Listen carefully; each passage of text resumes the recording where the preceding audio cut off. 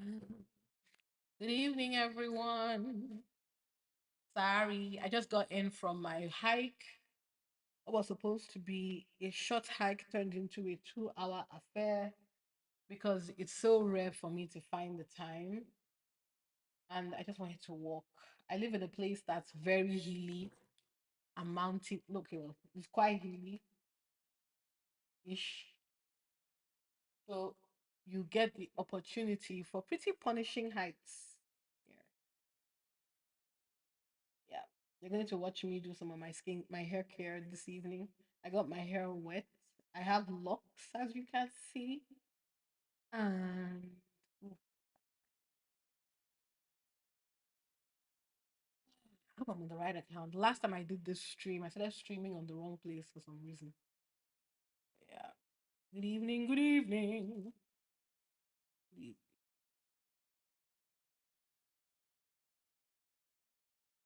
I'm trying to avoid holding my hair too tight, but I don't know how many of you have sister locks. I am now at a place where I can pack my hair.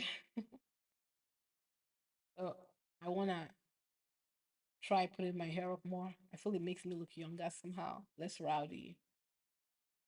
My my mind is a bit of a chaotic hellhole.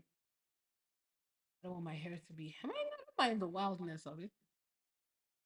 I've always loved my black hair, my 4C hair. So any opportunity to wear it, I will wear it. Let me check that I am streaming on the right channel, guys. One sec, because I don't see anybody here. And while I do admit I did what I normally do and just show up, and I'm so sorry for that, I still don't see anybody here, and that's weird.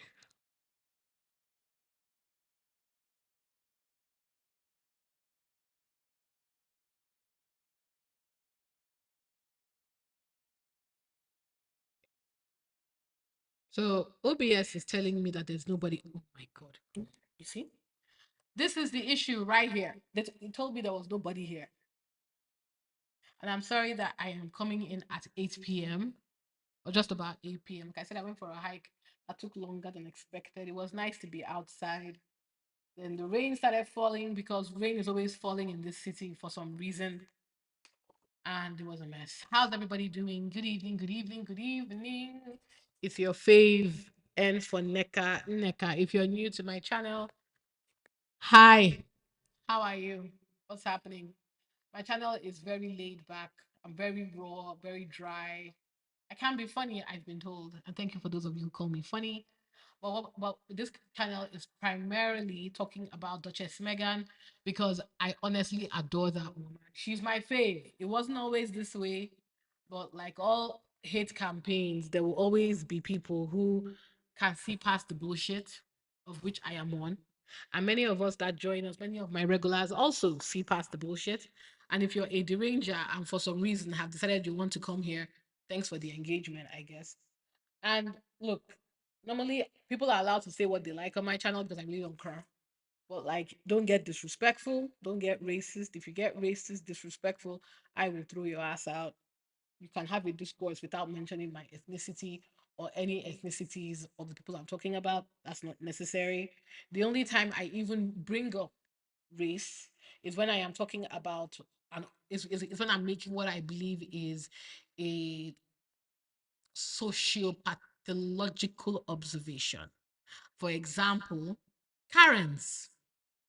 And Karens, as you guys know nowadays, may not even necessarily be white women. It could be anybody who, for whatever reason, doesn't seem to be living in the same planet as the rest of us when it comes to social issues, who who bend over backwards to equivocate nonsense with nonsense.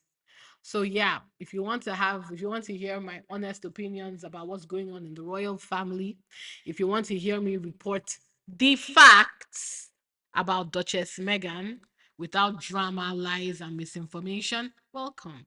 And if you want to engage with the chat, if you know what, guys, I highly encourage you to engage with the chat, please. As I said, as I always said, I'm trying to keep as many of the features free as I grow my channel. The least I expect from everyone, and I am literally pleading with all of you at this time, engage with the chat. Send the like, send the heart. You don't even if you can super chat. If you don't want to, that's good too. All I'm looking for is a way to trick the algorithm to bring more people here, to bring more people on the channel. Say hello, send a heart emoji, spam the chats. The chats need to be spammed. Do you know why? Because this helps grow the engagement so that people who may not necessarily even be looking for Sussex news will see me and join our live or even join my channel. Who knows?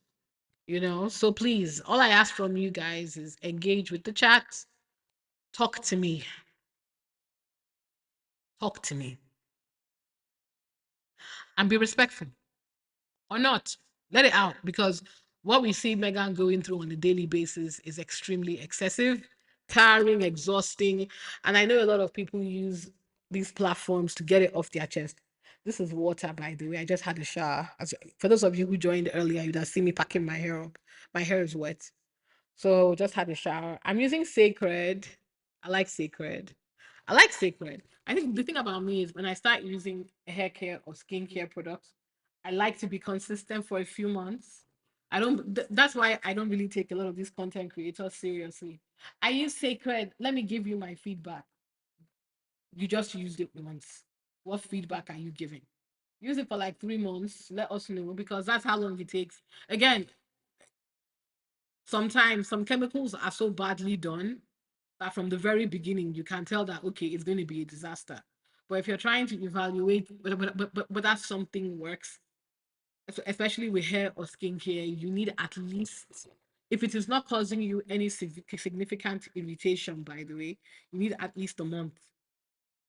If it's causing you irritation, which you will see very early in the process, please, for the love of God, do not use it for a month. If you break out, or if your hair gets dry, or you begin to go bald, maybe stop using it immediately. For example, sometimes as somebody with sister locks, I tend to oil my scalp. I made the mistake of buying, what was that popular scalp oil? It starts with M. Will come to me.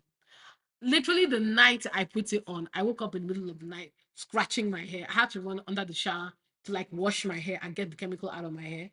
They were telling me that they are fakes, but I bought it from a store, and that was the first and last time I used that product. So yeah, nobody is saying you have to suffer in silence. But if you're going to give me a get ready with me or feedback on products, I expect you to have used it over a particular amount of time to see the benefits. Speaking on that, I'm using quite a lot of Korean skincare. I use Medicube, but I started following somebody and I saw his skincare routine. And I thought, okay, you know what? Let me get some of his skincare routine. Um, and I'm using something. One of it is this product here. Can you see it? What's that called? Centella, Madagascar Centella Ampoule. It's Korean skincare, skin 1004. I got the travel pack because travel pack came with lots of products. Currently, I am using this is supposed to be a moisturizer. It's evening in the UK, so I'm doing my nighttime routine, and I'm going to close it off with this toner called Nubuzen. I can't pronounce it anyway. Why am I telling you all this? Don't worry, we're getting to the tea, guys. I was just trying to get as many people on the live as possible. We have 25 viewers. Great. Hello, everyone. Good evening. Again, my name is N for Neka. Thank you for joining me Friday night in the UK. It's raining and miserable. But if you live in the UK, that's on par to the course. Please continue to engage the chat, guys. Please, please, please, so that we can grow the algorithm. But yeah, you're watching me put my nighttime skincare on. Sorry. Uh, Good. Let's get to it. This in Boston is quite good. My plan is to go to Korea. I don't know. Let me know if you're interested in the chat. I'm going to go to Korea, I think just after Q1. I'm thinking April, May. And I'm going to do like a mini live there because I've been told obviously Korea is like the mother lode when it comes to skincare. I'm going to spend like a week there. Yeah, it'd be nice to get people's thoughts. I'll do a live while I'm there. I'll live stream so you guys can see me in Korea. I went to Japan in September and it was life changing. So I'm going to spend a lot more time traveling to Asia from now on. I think I've seen Europe. And frankly, Europe kind of sucks. So yeah. Good evening again. We are here. We started. How is it going? This is our weekly roundup. We had the first roundup on Monday. A lot has happened, ladies and gentlemen. A lot. Yeah. We're going to start off with, I'm going to do something a bit different. So, normally when I start these lives, I try to go off topic slightly just to get us into it. So, I have something here. Let me get that out.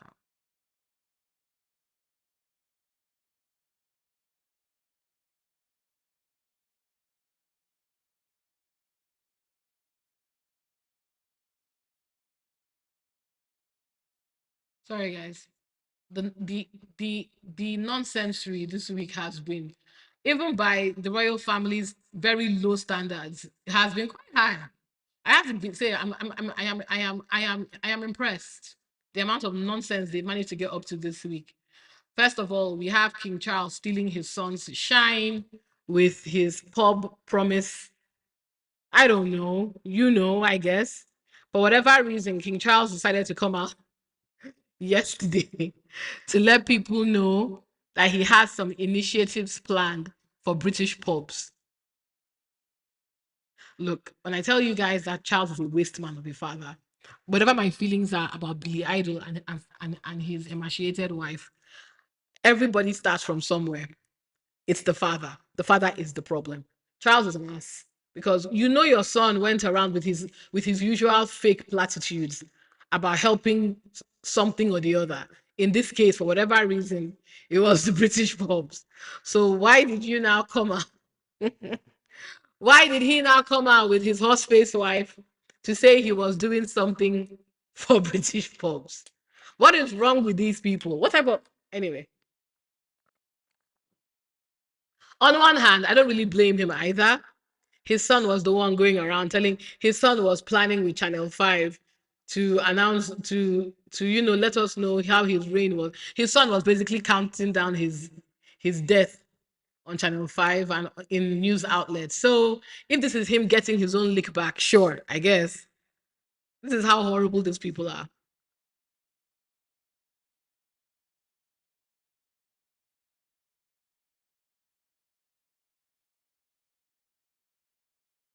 And yeah, guys, don't worry. I've also heard the shocking news that Catherine O'Hara is dead. Guys, Catherine O'Hara is dead. Oh, she was on Shit's Creek. Let me get my ex up. Is this Blake Lively? Ew. Those of you who are also following me knows that I'm also following Blake Lively's sexual harassment drama. What happened to my ex? It's weird. What are you guys? Oh, right. Huh? Wait. I think that's the right window. Sorry, guys. Let me know in the chat while I get the window up. How have you guys been? What's been happening? What are you all up to? Hmm, that's the wrong browser. Okay, there it is. Yeah. What are you guys up to? What's happening? What's happening?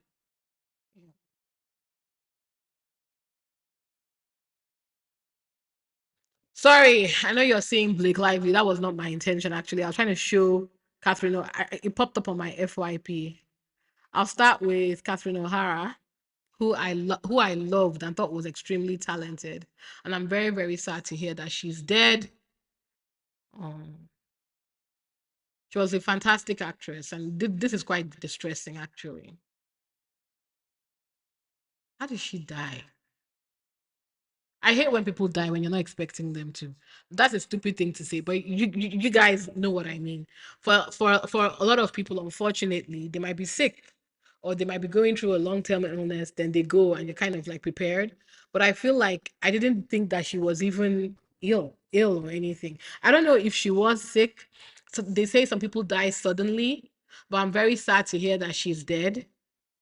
So just going to say, guys, please drop a heart in the chat for Catherine O'Hara. She was a talented woman, very talented actress, and I think we've lost a very good one. So shout out to her, Catherine O'Hara. Kisses, love to your family. I think she had sons. This is quite tragic. I feel very bad. I feel sad. I feel sad. I feel sad. I feel sad.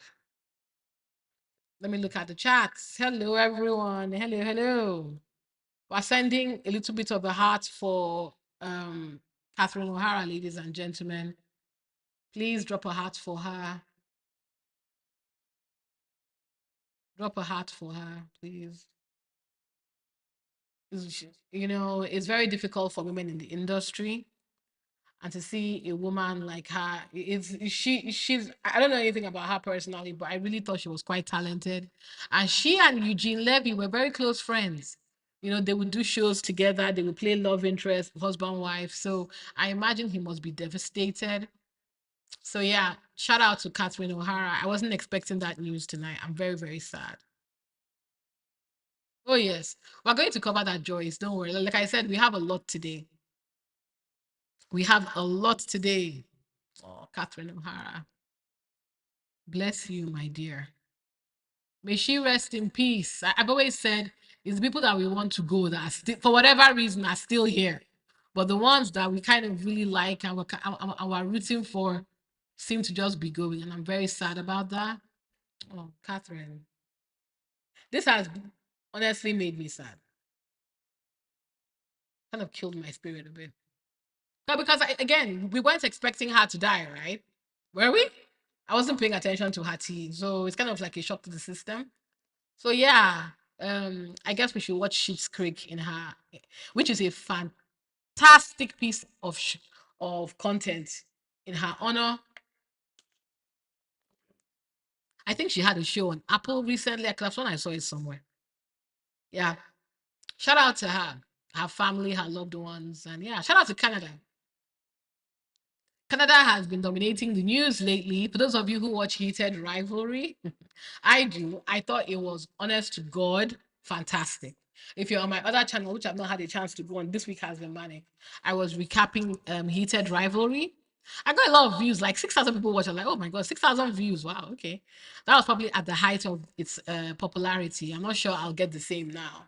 But if you haven't watched it, I know many people don't like graphic stuff. The first two episodes are very smexy, if you know what I mean. It's two men. Let me prepare you for those of you who may have any type of discomfort about watching that type of thing. Although you shouldn't, because if you can't watch Bridgerton and Princess Charlotte, then I don't see any reason why you can't watch. But to be fair,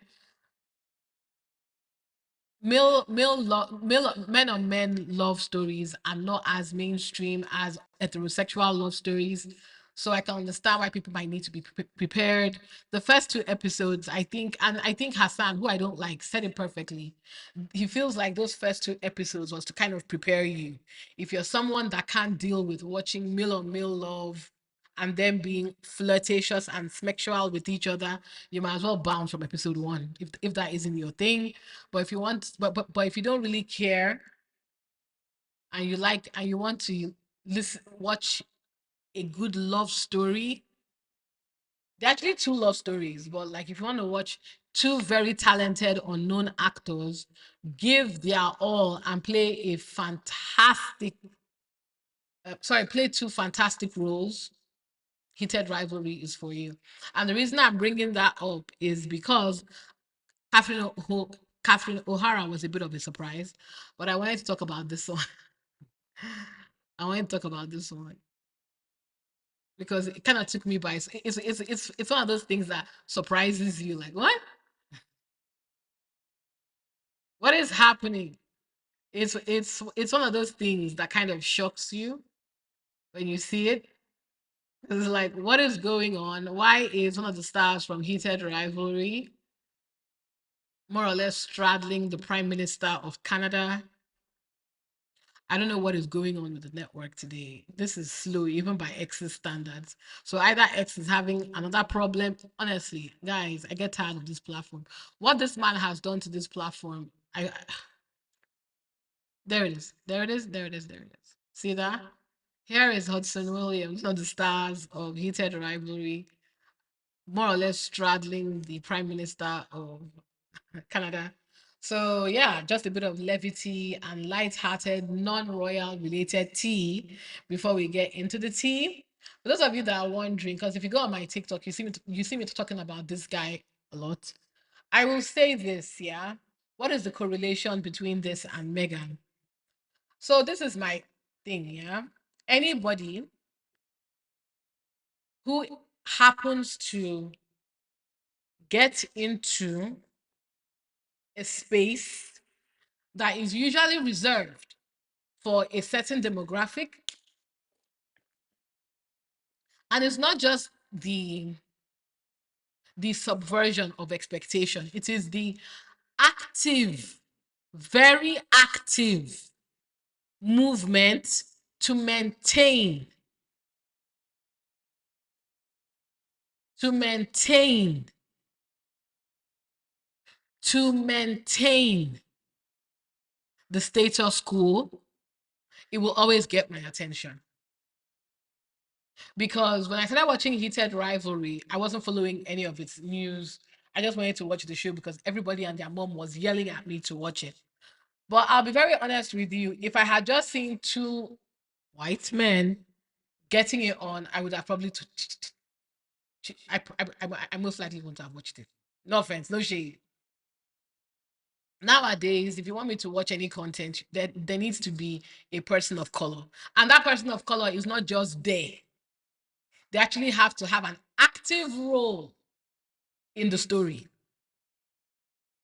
So that's why I watched it, because I saw, oh wow, the second lead is an Asian man, which is different because we don't really see that. And I found Hudson's performance pretty groundbreaking. He played an autistic gamer. Now everybody was very interested in his co-star, the white guy, Connor Story, who played Ilya.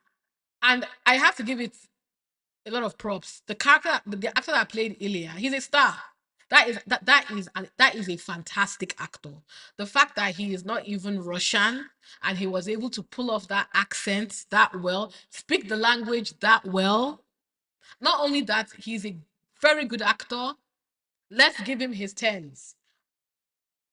But my eyes stayed on Hudson, the Asian guy, because what I started seeing, what I started observing, and this is what I tell you guys, right? We people, because even people of color, we fall into this trap. And why did we fall into this trap? Because for as long as many of us were alive, I'm a millennial, we never really saw ourselves on TV. Yes, we had, as a Nigerian woman, as a black woman, yes, we had black movies, yes, we had black romances, of course we have black music, but it wa- I'm talking about mainstream. The only black actor we saw doing great things was Will Smith. Will Smith is probably the first black actor in history to achieve what Will Smith has achieved, and I don't think anybody else has come close.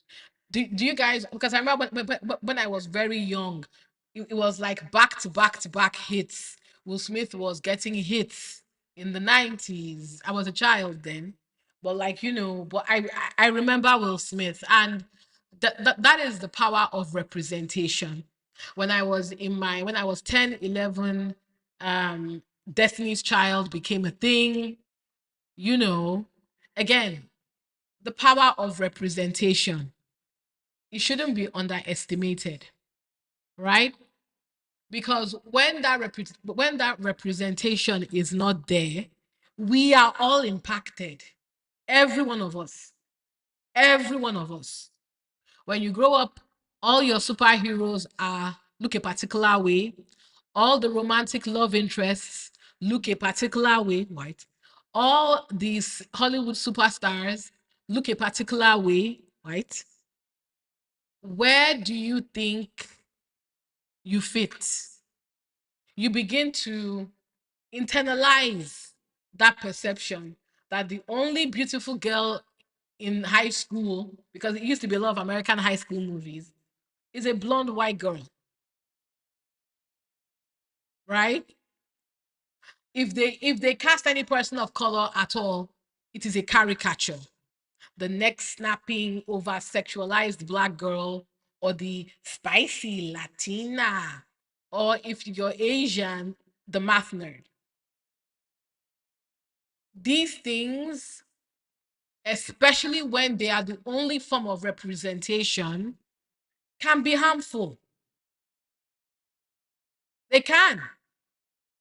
Because what do you mean the only way I, as a black woman, or as an Asian man, or as a Latino person, can achieve mainstream success is if I perform stereotypically for you? And that drives the wider question of what happened to Meghan. Why? Because let me tell you something, and I said it before.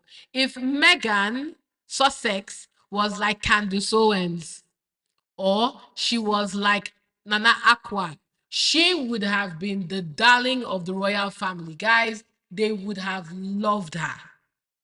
They would have been jealous, but they would have loved her. Why? Because she's a person of color who makes them comfortable in their biases. If she was a self-hating black woman who would come up and say, "Oh, I'm not like those other ones," put down black people, you know, the king would have made her, she would have been the king's fave. I'm serious. Because they don't want to see people like Meghan, who they have ordered, who could have come from the Caribbean, the islands they have no respect for, or African, even though she's mixed. What do you mean she gets to come into this space that is notoriously not just white aristocracy? What do you mean she gets to come in and people just like her? She doesn't have to perform. She doesn't have to try too hard. She just by existing and carrying that DNA and what she represents, that was enough. And that's my feelings about this character, this Hudson Williams character. He may not be the best looking guy I've ever seen, but you know what I will say? If you're following Heated Rivalry and I am following Hudson, even though the Hollywood, like if you look at the Heated Rivalry, because they didn't have a big budget, I was looking at their social media from when they first came out. They were really featuring Connor, the white guy. Again, not because he is not talent. He will catch and hold your eye. Trust when you watch the TV show. But let's keep it 500%. Let's keep it 500%. He was intended to be the star of the show, very clearly. The way they marketed him, the way he got to do his own photo shoot, the way it felt like they were pushing him ahead on all the socials.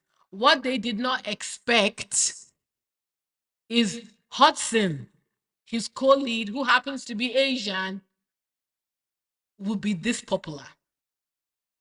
Again, I don't think Hudson, obviously, Hudson was a broke actor, just like Connor when he took this. But unlike Connor, though, I would even say this is his first proper major TV show where he's the lead, right? Connor was in Joker, was in that really bad Joker film that I didn't watch. But I heard that he was a very good addition to the film. But the two actors are coming from the exact. What I love about this is they were both unknown, they were both broke, they were both waiters, got their first big break on Heated Rivalry, and watching them rise. And what I'm enjoying about the rise, especially from Hudson, a person of color's perspective, is I don't think they expected the non-white character Hudson to be this popular. Right now, I would say that Hudson is the most popular person from that show right now on social media, just on the basis of his engagement. And this is what I talk about sub when you this submerse when you go against the grain, even when you don't intend to. There are systems in place meant to humble you. Like a lot of people now are saying that, well, the only reason, oh, Hudson is trying too hard, or he's ugly. Why are they pushing him so hard? Or the part that kind of made me bring him into this conversation, they are saying this very Asian looking man is white passing. Because there are people both in Hollywood and in the fandoms that they cultivate who do not like seeing people of color succeed in spaces they are not supposed to succeed in. Connor was supposed to be the breakout star. I'm not saying that Connor is not. I don't follow Connors, but I imagine that he's quite popular, just like Hudson. But there was no space for Hudson, and because I know a lot of the whole of the when you succeed in spite of the machinery in place, it doesn't like that because the machinery is put in place to exert control. Hollywood, for a very long time, tells us who is going to be popular. All you have to do is be white. I'm serious. This is not me being racist. I'm being honest. And we can be honest with ourselves.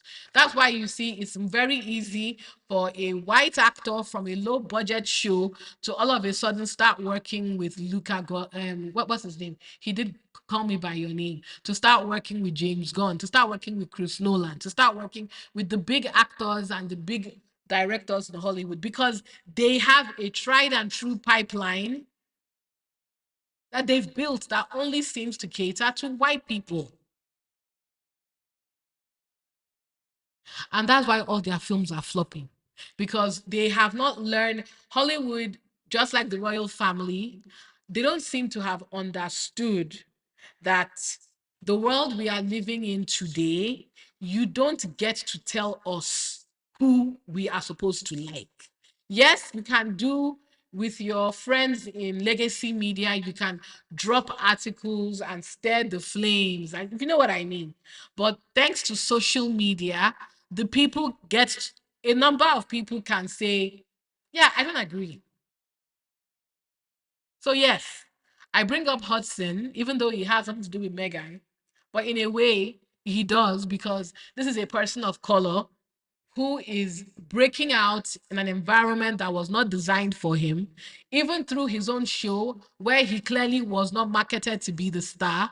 He's managed through his own natural charm and charisma, and the fact that that me and you and people online have organically said we want to see Hudson.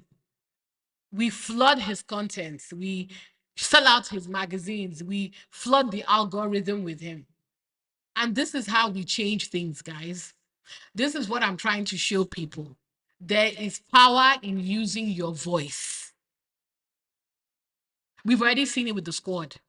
If not for the organic coming together of randoms on social media all over the world to say, no, you are not going to attack Duchess Meghan on my watch.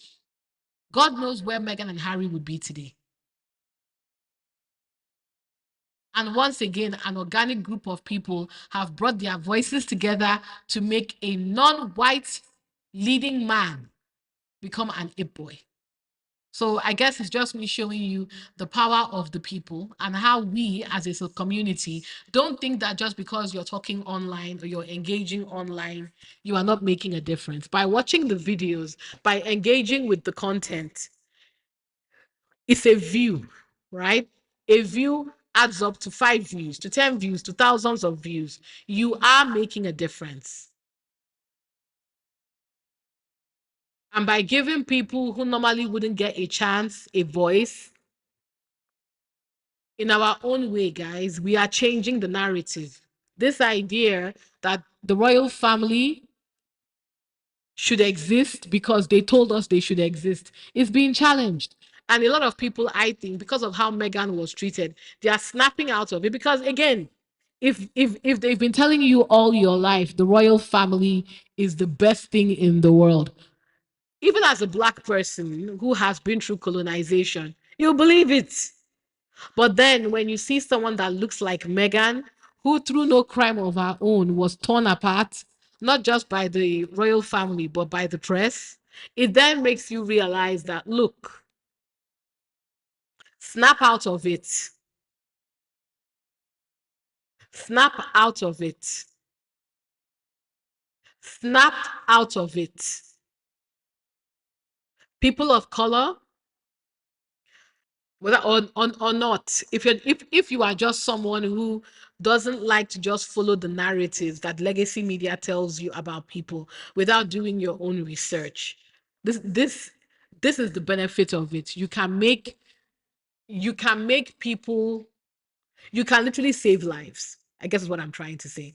So thank you for allowing me to go on that mini tirade. I'm just watching Hudson Williams rise is very joyful for me because, like I just said, it wasn't supposed to happen. And I believe that it's thanks to the organic push of just random people who want to see this man win. He genuinely might become, I really believe that he could become the next Hollywood hip boy, an Asian man for that matter. And honestly, it makes me happy. It's the same thing with Olandria. It's the same thing with Megan. So that's my off-topic item for the day. Now let's get to the tea. Duchess Megan has a Valentine collection, y'all.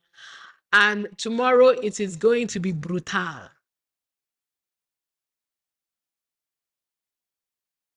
It's going to be brutal, y'all, because I know that we are all going to lose our minds when the collection comes out tomorrow. So, for those of you who may have missed it, Megan is now selling her strawberry spread. I'm so glad that she finally did this. So, what I'm going to do is, let me see. I saw the strawberry duo. I didn't understand why they were selling it like this.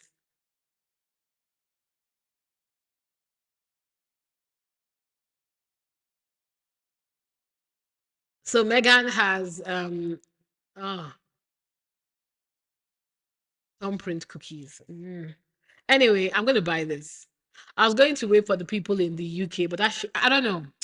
I don't know. I don't know. I don't know. Guys, we need to find a way to get Megan to please, for the love of God, give us international shipping.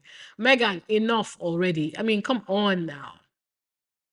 You said that you're not going to give us a new season of It Love of With Love Megan anytime soon. No, I don't believe it's been cancelled, even though I'm sure that is what the British media is salivating over. I just ignore that reporting because they're fools. You've already ordered Electra. Electra, I was waiting for the chocolate. When the chocolate lands tomorrow, as soon as the chocolate lands, I'm going to drag everything. I've already put I've already prepared my checkout actually. As soon as I've signed in, so I'm just, as soon as the chocolate drops, I'm gonna buy as many as I can, and I'll put it in my store in Florida because there's a couple of shipments I want to do at the same time. So I'll wait for something that, oh, sorry. So I'll wait for something that I've ordered to get there. Then, yeah. Is it nine? Okay, it's 9:55 Eastern time, right? Which is about 3 p.m. UK time. Yeah, okay. Cool. I will be there. I think I'll buy two of this and I will buy the chocolates. I heard that she's doing like a Valentine's chocolate set. I don't know. Because if you buy without the box set, if you just buy the strawberry on its own, it's $12. So let's say you buy, I was going to buy 6 jars. So I'll buy 6. I'll buy the chocolates and just ship them all together. Yeah. So yeah, tomorrow is going to be a bloodbath. But I think what her team have probably started doing, I think they have enough stock now. So I don't know if it will sell out, but I do believe. Oh, okay. Oh, you'll be there 5 minutes before. Yeah, we don't want to get caught out again, shit. Because you guys don't play. The way that chocolate sold out pissed me off actually. Because I didn't think I was going to buy because I had already bought a lot. But do you know what I think I'm going to do, guys? I think I will get the candle. I'll get one candle. I will buy 6 jars of the strawberry and I'll try and get the chocolate. If she's selling, I heard that she's selling the chocolate in a set. Let me see. They didn't. I thought the website would show us what that would look like because I saw some snippets of it on, but I'll check the timeline. Because I heard that the Valentine's Day collection. Oh, she's only selling it. Oh wow. So yeah, like I said, I was thinking of getting the candle. Those of you that got the candle, please let me know your recommendations on the site. I was thinking of getting the sandalwood one, the water lotus sandalwood.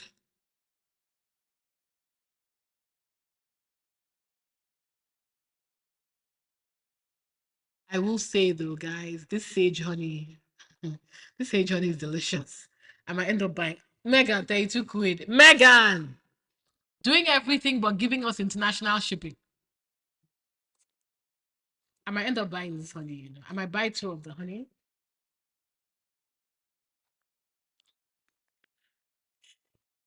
You see? You see all the money I'm spending on Megan. All because she refused to give us international shipping. I haven't even put in how much money I'm going to spend on international shipping. Megan, the things I do for you. Lorna, I'm just seeing your comments. Is the snow really that bad? I thought you guys were coming out of it. Is it really that bad?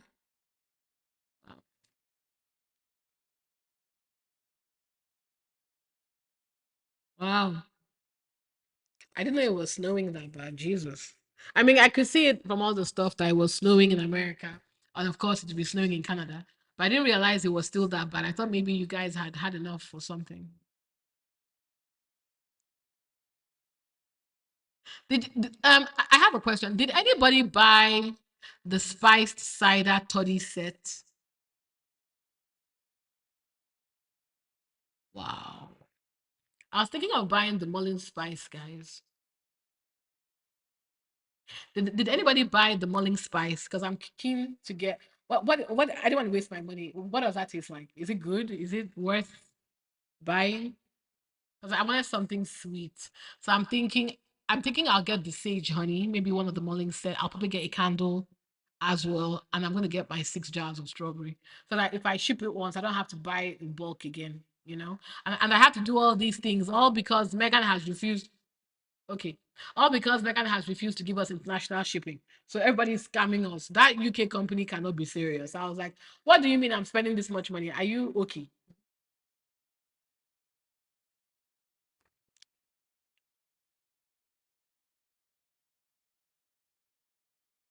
It's a good idea though. I could open a shop, buy a lot of the stuff and just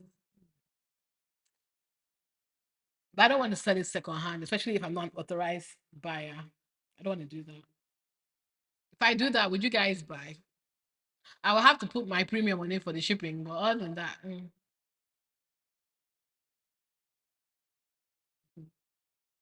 nah, maybe not. Yeah, don't worry, I'm going to talk about Billy Idol. But I wanted us to properly market our fave. If you haven't already, guys, prepare yourself tomorrow at um I believe it's 10 a.m. Eastern time, 7 a.m. Pacific time. Megan is going to launch her first ever Valentine's kit. I am especially looking forward to the chocolate. Let me come online. Let me come on X because I know they were talking about what we're going to get. Let me see. And yeah, the box set.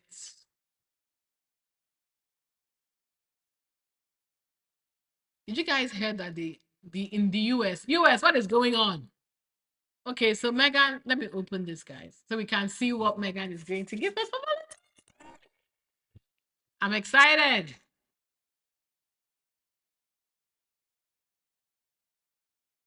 So as I said, guys, don't forget 7 a.m. Pacific time, 10 a.m. Eastern time, the new chocolate selection, which will include strawberry spread dark chocolate, ooh, raspberry spread dark chocolate, is set to retail for 62 quid. Megan, really? Fine. I'll buy. But when they say it's set, let me check how many. It can't just be one bar because I won't tolerate that. So these are all the chocolates you're going to get.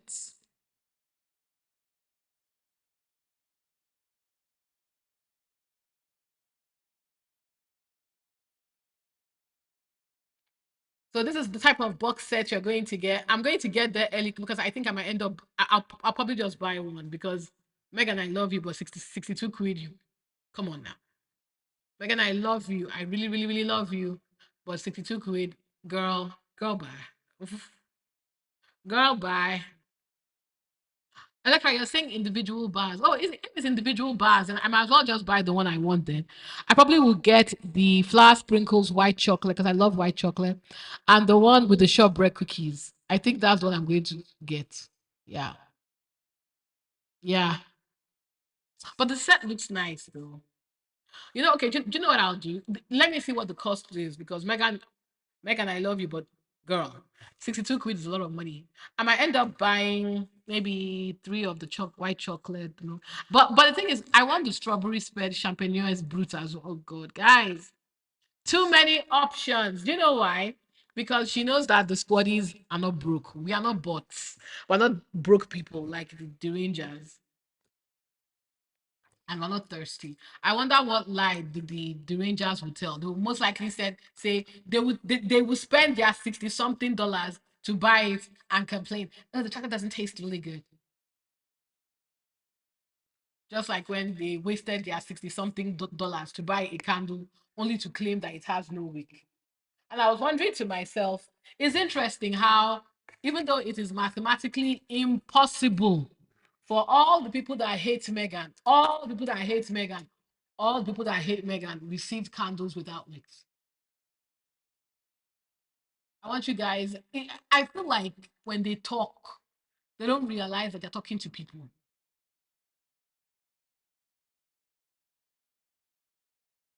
Getting the shortbread.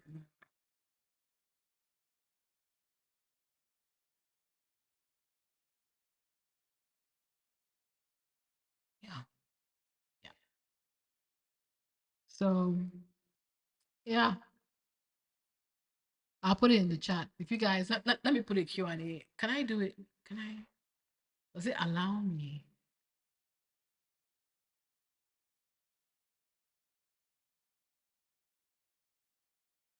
I'm saying that's exactly what I'm saying. And let me tell you something, guys. I do not believe for a second, and I'm going to buy a candle.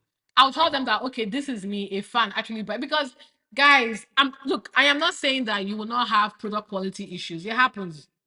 But here is the thing that isn't it convenient that all people that hate Megan, all of them bought candles without wicks. All of them. Do you know how mathematically impossible that is? It's not even logically impossible. If one person bought, I would side eye you fine. But all of them, Dan Wooten, Link, Lauren, and that stupid woman, Dana Bowling, all of you bought candles from Megan and you didn't have a wick. Really? Really? Just say that you were looking for engagement. Because don't forget that Megan's business is not on him. It's big, but it's not like Walmart big, right? So I find it very difficult to believe from a quality control perspective that they bought candles $64 and all are haters, all of them. None of them had wicks.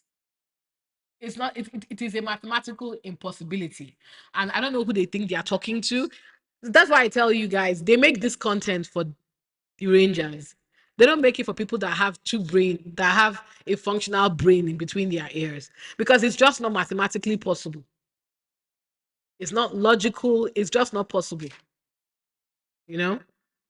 But I guess when you're spreading bullshit, it is what it is. So yeah, tomorrow is going to be a bloodbath. I will post a show.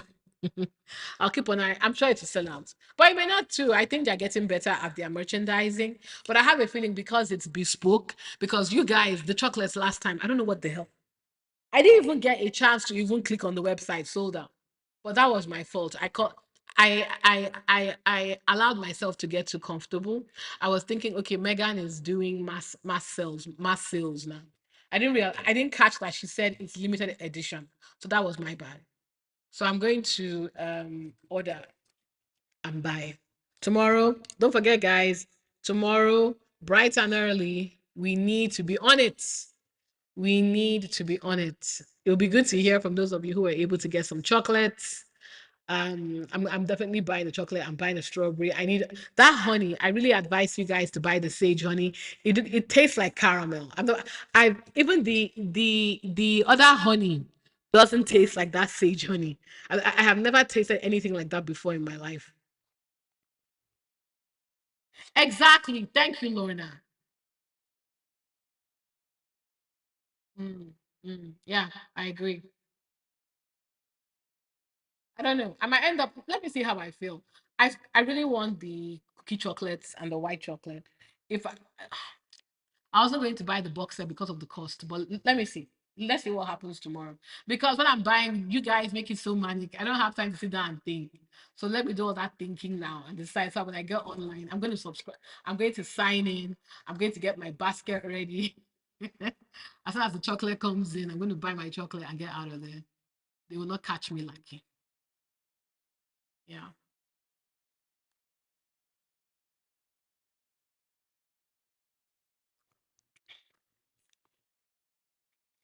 Cool. So that's Megan. Like I said, as Eva continues to grow from strength to strength, shout out to her. I respect her so much. I love her. Love you, Megan, wherever you are.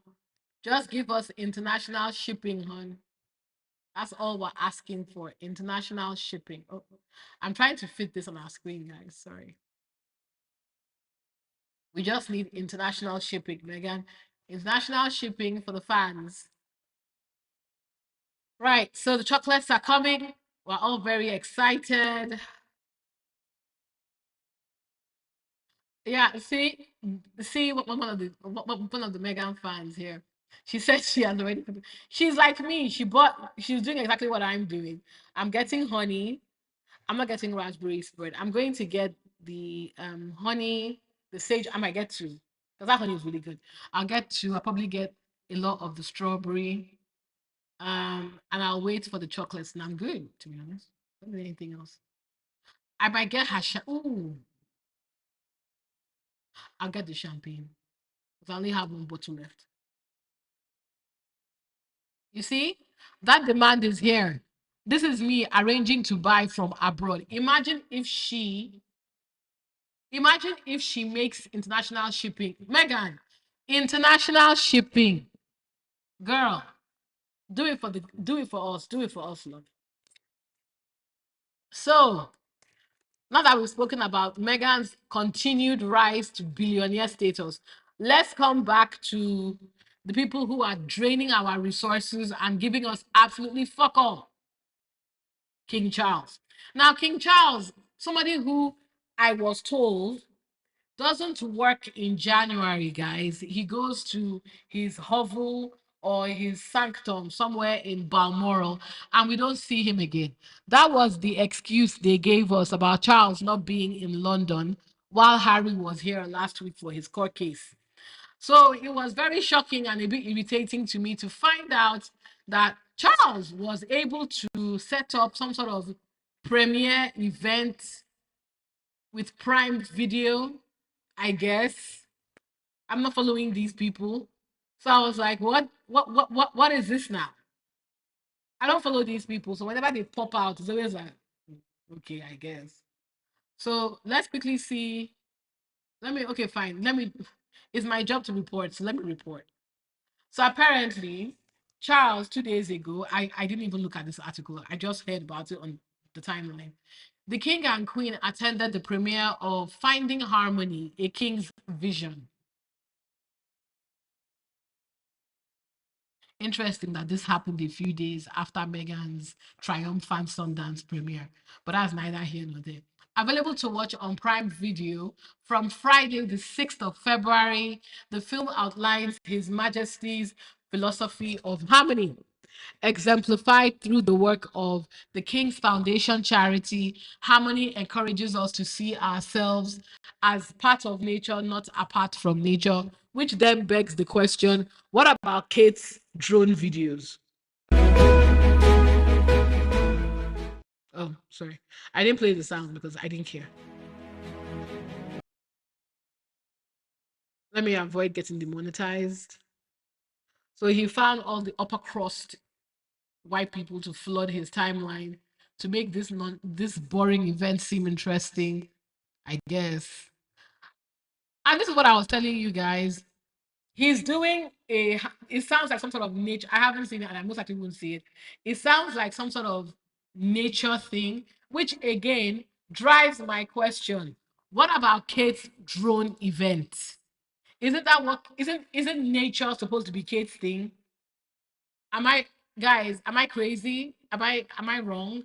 Because I could have sworn that this was Kate's thing, right? Right? So who's stealing from who? Hmm?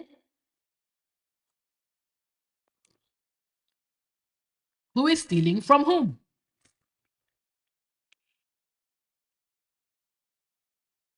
Mhm.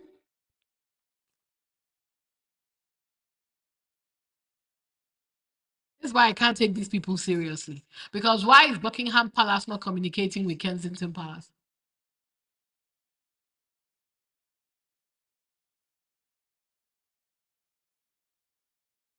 The British press was loving this nonsense. It's so amazing how this event happened, and I didn't even see it on my timeline. I only heard about it in passing when I was scrolling yesterday. And I was like, huh? This is how useless the British royal family have become. But I bet you, ladies and gentlemen, if it was Meghan, not only would this be international news, right? It will be everywhere. It goes to show who the real stars are. Because what do you mean you had a whole premiere? You had Kate Winslet, you had all these Hollywood hard hitters, and I'm just hearing about it, Frank. I didn't even know she was here. So Sophie came out. Okay, okay.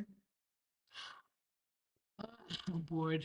Oh, okay. What's this? Buy me a coffee. King Charles's harmony doc is royal hypocrisy. Of course it is. This is what I'm telling you guys. I thought nature was Kate's thing. I don't know what. Okay. So apparently, King Charles. Let's see. Sorry, guys. I apologize for the next 5 minutes of boredom. I am not going to read the whole thing. Let me just see what he's talking about. King Charles, I must help the planet before I die. Well, considering I don't think he'll be here in another 5 years, then I'm not particularly. It's again another empty platitude, because it comes back to my point. He must help the planet before he dies. But is your son, Prince William, not pushing the Earthshot Foundation, which is also supposed to be a sustainability initiative? Is Princess Catherine, who frolics around with her skinny legs in nature, is she not also pushing a nature philosophy? So, is there any particular reason why all of you cannot collaborate and work on one message? Because you see, whenever they talk about the royal family and the breakdown of the family structure, they are always screaming at Harry and Meghan, blaming Harry and Meghan for trials and all the problems the royal family has. Meanwhile, Buckingham and Kensington Palace, who live within the same vicinity, cannot even coordinate on the exact same message. Of course, they are. Lecturer.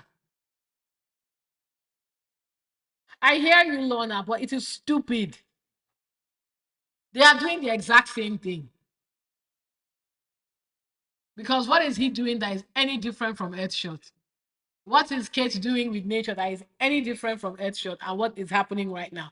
Why not just have a gala and invite everyone? And oh, guys, a bit of juicy tea. Apparently, Kate and William did not attend the King's premiere.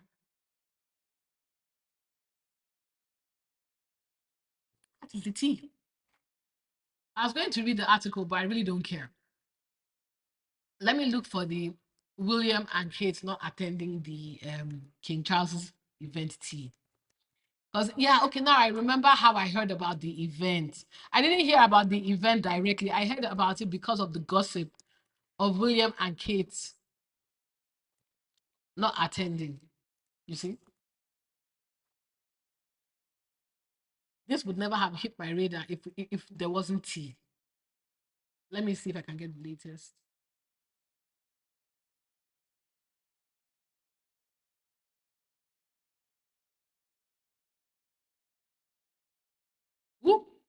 See, thank you. I'm so glad. You see, I'm so glad.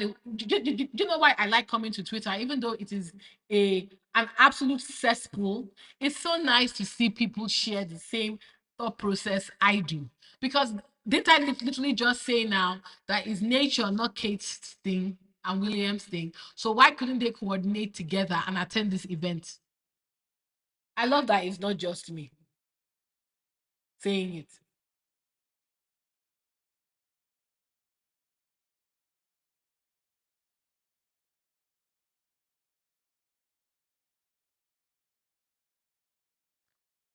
I love that it's not just me. Oh, don't worry, I'll get to Kate next actually, because Kate, I don't even know where to drag her. Oh, Celeb Bitchy got on this. I love it. So I'm going to read you from Celeb Bitchy, guys. Let's see what the trades are saying about them not attending this event. I love how every picture she uses of William, he's always smiling like a fool. Mind you, let me remind everybody, William is 2 years older than Harry. Let me say it again. William is 2 years older than Harry. So why is he looking like Harry's uncle here? Fuck is this? No skincare routine, nothing. We all know him and Kate are not eating because for whatever reason, Kate continues to get emaciated. And so does William. They look really skinny together. So I feel like they're both on the water diet that they're on together. I don't know. I also don't believe these two people are talking to each other, but that's neither here nor there. So let's look at what the trades and the gossip are saying about William not attending his father's event. Prince William was out and about in London yesterday, visiting a hub for BBC Children in Need. We Move Forward program.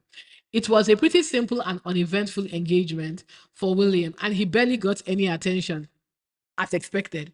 Most of the British newspapers didn't even cover the event or publish any photos. Overall, it felt like everyone ignored the guy who is supposed to be one of the most popular royals, according to the emotional support polls, bought and paid for by guess who? Well, interestingly enough, this event was William's only public appearance on Wednesday. He skipped his daddy's big splashy Windsor Castle premiere event last night. Charles had a huge premiere for his latest documentary, which will stream on Amazon and nobody will watch. Kate Winslet, Benedict Cumberbatch, Rod Stewart, and the Duchess of Edinburgh were all in attendance. You know, the real star bringers. But William and Kate, who nobody really cared, I'm very sure nobody cared that they didn't attend that event. Let's give it 500%. Skipped it, even though they live just a few miles away. Boom. From the castle, and even though the documentary is about Charles's environmentalism and his pioneering work in organic farming. From Tom Sykes' deranged royal substack, William Sean Charles Bigby. Now, let's be clear. I personally believe that every time Tom Sykes types something on that substack, have you guys ever seen? Thanks, Ogla. So I put the okay. So basically, you're saying that I put the moisturizer at the wrong time. Fair enough. Anyway, so I'm sorry. This is so funny to me. So whenever Tom Sykes, I have this image in my mind that when Tom Sykes is typing on his Substack, you know that meme of somebody from the 20s typing on their typewriter with cigarette in their mouth, looking stressed. Only that instead of a cigarette, I imagine it's either a weed stick or after he's inhaled some lines of cocaine. Because I truly believe that Tom Sykes is not mentally sound, or at least that's the way he comes across on his Substack. So let's listen to the nonsense Tom Sykes has put here. If William had cared to stamp out whispers that the relationship between himself and Charles has curdled, then attending the Windsor Castle premiere of the King's new film, Finding Harmony, A King's Vision, would have been an easy way to do it. Now, let me even play devil's advocate for Prince William. People keep saying that Prince William talks to Tom Sykes. I'll do you one better. I don't believe he talks to Tom Sykes. I believe Tom Sykes, after he got kicked out of the royal WhatsApp, just went rogue and lost his bloody mind. I really believe that's what happened. I don't believe he has access to anyone. I don't believe he has access to these people. I believe he may have people that maybe feed him nonsense, but don't forget he has a Substack to sell. So he will literally say whatever nonsense he has to say to keep his Deranger fans happy. But and let me continue. But he wasn't there, and the empty chairs where the prince and princess might have sat Wednesday night, it reinforced the sense of a family that can't help advertising its own fractures. Again, more bullshit. The explanation, I guarantee you, will be about not overshadowing the king. True. I want you guys again to note nobody told him this. He is literally making this all up. True, the Waleses do command a lot of attention simply by turning up. Now, this is a bald-faced lie. This is a lie. If the press did not even cover the press did not even cover William when he was in London doing whatever it is that he was doing on Wednesday. So that is an arrant and complete load of crap, and he knows it. Anyway, in this case, the messaging would have been amazing. The air at the king's side, a statement of support, a visible endorsement of a cause Charles has made his life work. And William is continuing with headshot. A reminder, William only got headshot in, I think, 2020s when he saw how popular Invictus was. So, no, I don't believe that William honestly gives the other side of a rat's ass about the environment. It matters because the documentary being sold by Buckingham Palace itself as a deeply personal exploration of ideas that have helped shape His Majesty's life and work. In other words, it is an attempt to turn Charles's long-running passion, environmentalism, sustainability, and a kind of spiritualized belief in the natural world, which, to be fair, appeals to many, into the defining idea of his reign. I would say this is late because the defining idea of Charles's reign is his philandering, the way he did not protect his ex-wife and now his children from press harassment, and the way he let the press chase the first biracial member of the family out of royal life.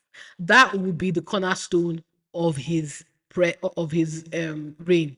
So this documentary that once again nobody is going to watch is not going is it is literally like putting a piece of plaster on an exploded hole and water is falling out of it. You are wasting your time. But I believe that Buckingham paid for this documentary and they most likely bribed Amazon to. That's why they could not they could only get Amazon, not the big boy Netflix, not even Apple TV, Amazon, which nobody watches, by the way. And I would argue with you, nobody watches Amazon. The Rangers, fight with yourself. Right. Which is why Williams' no show is more than a scheduling quirk. It wasn't, it was an intentional snub.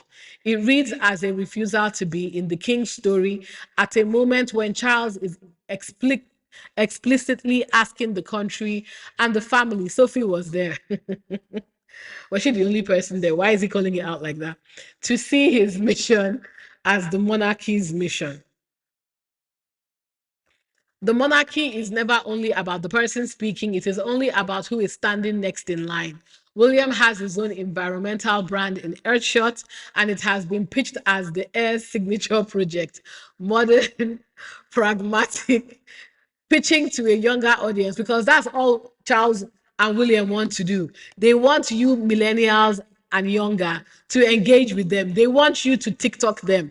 Can you guys please TikTok Charles and William so that they can stop these desperate ploys for attention? Because it's getting embarrassing at this point.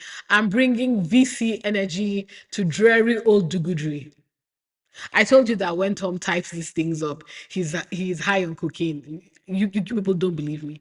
The palace could have had a neat narrative of continuity. The king is the spiritual architect, the Prince of Wales as the heir, the institution united around a defining cause. Instead, the audience is left to wonder why the heir didn't want to be in the same room as their father, try to frame the meaning of his reign. This is where Harry comes back into the story. What? I won't lie, even I didn't see that twist. What the F has Harry got to do with this? Palace insiders have long told me that the deepest fault between Charles and William is not the environment or strategy or staff, it is Harry. So, Harry, who is living in his best life somewhere else, Harry, who is living in a completely different continent, who most likely doesn't even think of this. He had an entire article, but he couldn't help himself. He had to drag.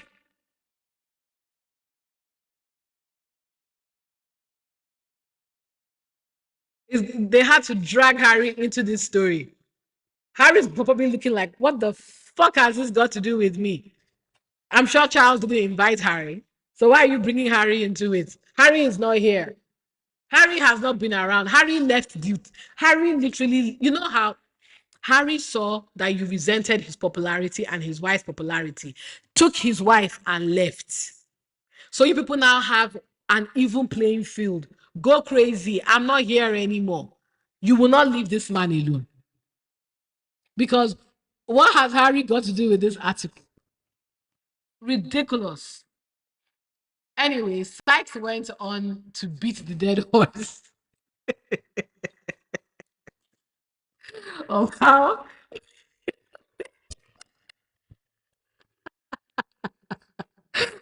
William despises Harry and how William will cry, scream, and throw up if daddy ever talks to his brother again. You get the idea. Personally, I don't believe that William skipped Charles's premiere because of Harry. Of course, it wasn't because of Harry. William skipped because they are lazy, self-centered people who do not want to show up to a family member's thing. We have our own projects. We barely show up for them. So take that. It's probably their rationale. But yeah, it's pretty notable that William skipped. I honestly think that he's been fuming ever since Charles announced last December, clock it, that his health was improving. Harry had to stop with the I'm going to be king soon briefings. Sorry, William had to stop with the I'm going to be king soon briefings. If this was him at his London event, he somehow looks worse. Guys, do you guys remember last year? Oh god, this family is ridiculous. Do you do you guys remember when was it this year or was it last year? Oh yeah. After yeah. After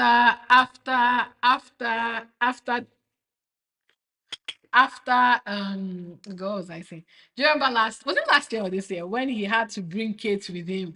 It was after helicopter gate when he had to bring Kate to an event he clearly didn't want to bring Kate to, and they didn't even look at that. Was honest to God one of the funniest things I've seen in a while because you could tell that he didn't want her there. They forced him to bring her there, and he was angry, and I loved it. You see, people are a joke. Meanwhile, Harry, who was recently announced to be doing another voice, he's giving his voice. I hope you know what, guys. I'm going to say something. I want Harry to do a Queen novel. There, I'm living my truth. I really do think he has a nice talking voice. Like when I listened to the spare and how he was talking about Megan, I was like, this guy should do voice for a smutty romance novel. Obviously, he would never do it, but he should. I think he'll make a lot of money. But what do I know? Yeah, so that was again Charles and William humiliating themselves publicly as they always do, doing absolutely fuck all. I'm not going to waste my time checking what William went to do in London yesterday because I honest to God do not give a shit.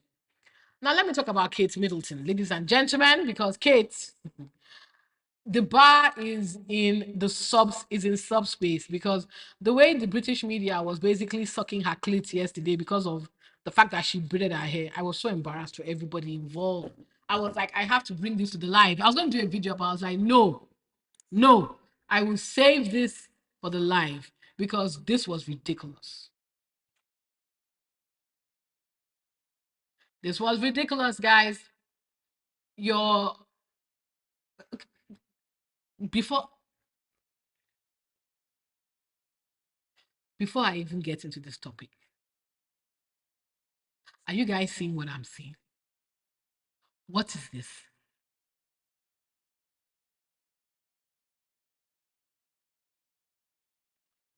Why is Kate looking like this? Hmm? What is this? As a reminder, for those of you that are shouting at me about Kate, let me do a side by side. Oh, let me leave this picture here. Let me do a side by side.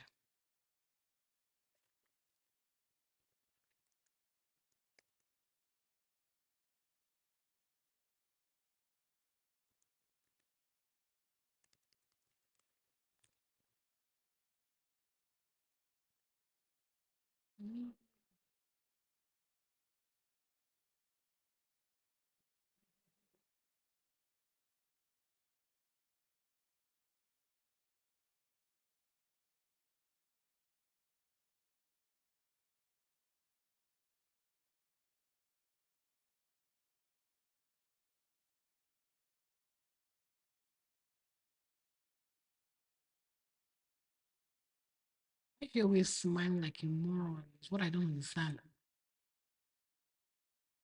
Why is every web page taking so long to load? What the F?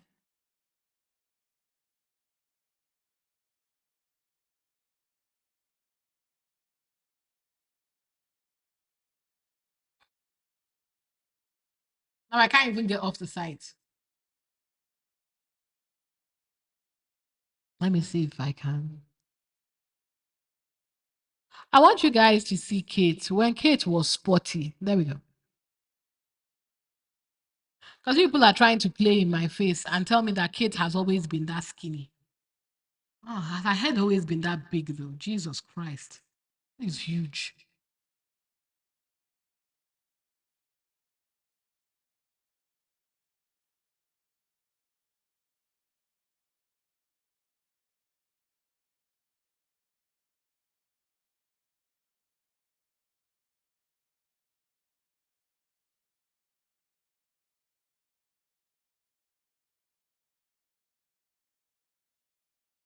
I don't like the way they're always showing her smiling because she always looks like she's on something and it's very uncomfortable to look at. Aha, okay, look, let me see. Aha. Hopefully I can open. Let me see if it will let me open this picture.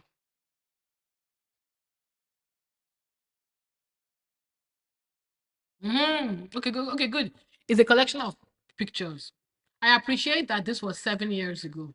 But this is for the people that are coming and trying to play in my face and tell me, Kate has always been slim. Yes, she's always been slim. She's always been sporty. Look at her body. See? Not attractive, just very bony and see, she had cheeks here, right? See? She's always been sporty, lean.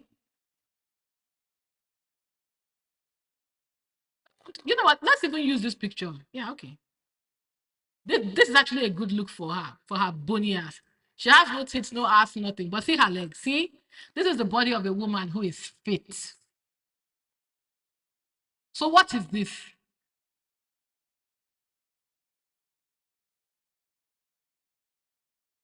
Hmm? The Rangers. Let's go back again and look at it. Look at Kate here when she was probably this is the prettiest I've ever seen her look. Let me give me 500%. She looks beautiful here. See? She's always been slim. Look at her legs. See? See? You can see that she works out. Look at her legs here. Toned, slim. So what is this? Mm. When people try to gaslight me that Kate has always looked that way, I'm like, now I know you're lying. You people act like people talk to. I don't like when people talk to me, talk to us like we cannot check things. Like, there are no pictures of Kate before she had cancer. We know what she looked like. So I don't know why everybody is pretending like they're not seeing this woman literally waste away. But that's neither here nor there. I bring it up because the British media were rubbing themselves to orgasm over Kate Middleton's braid. Yes, yes, you heard it right, ladies and gentlemen. Kate Middleton wore a braid. And that was honestly the only news. And this is, look, I don't, Kate doesn't show up on my FYP unless I go looking for her. And the fact that she popped up, and she popped up because she put her hair in a braid, guys, this apparently was newsworthy because the basement is in the lower echelons of hell. She wore a braid. Congratulations, Kate. Well done, you.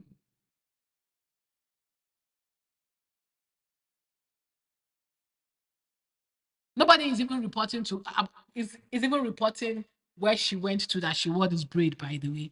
They are reporting the braid. Yes. Because this is what we call news. This is news, guys. Kate wore a braid. And then it was followed by this hilarious story. This story made me laugh.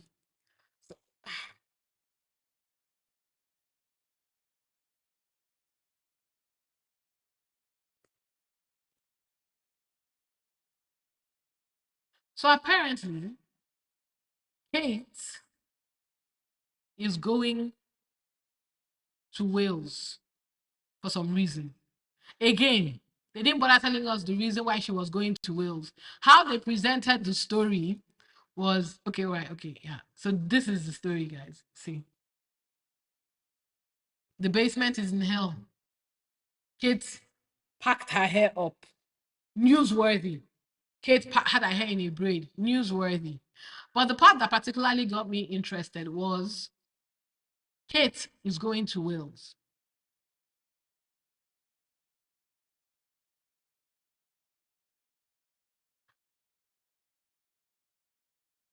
And for whatever reason, this is breaking news. Okay, I can't find it on Twitter. I like Twitter's responses because they always have a snarky way of reporting news. Let me look for it on the mainstream. Yeah.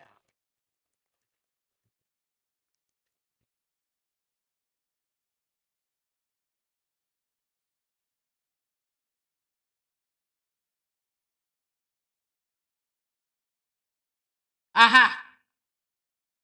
This was the highly dramatic article they released. I didn't read it. We're going to read it together. Like I said, whenever I say anything that concerns the royal family, I always save that thing so that we can all react to it together because it's going to be some boring, overblown, over-reported nonsense. So, yeah. So apparently, okay, so the way they reported the story, because nowadays facts don't matter, rage bait does though. They reported it that Kate was leaving England. These are what journalists, people that call themselves journalists, did on the article. They did it that way because they knew if they just simply said that Kate is going to Wales for a royal engagement, nobody was going to click it. So they had to make it dramatic to make it seem like she was leaving permanently when she was just going for a royal engagement and she's going to spend the day doing what she does best, touring a textile manufacturer's thingamajigger. Apparently Kate is has a long-standing commitment to championing British textile sector, and the royal rota was trying to lie to us last year that Kate has somehow helped the British fashion billion-dollar business when almost nine or ten of the fashion houses she's worn or been affiliated with have all flopped or gone bankrupt. But I guess why tell the truth when the lie is more entertaining? So yes, that was that boring story. Kate wore a braid. I'm not particularly sure where she wore the braid because it wasn't reported where she went.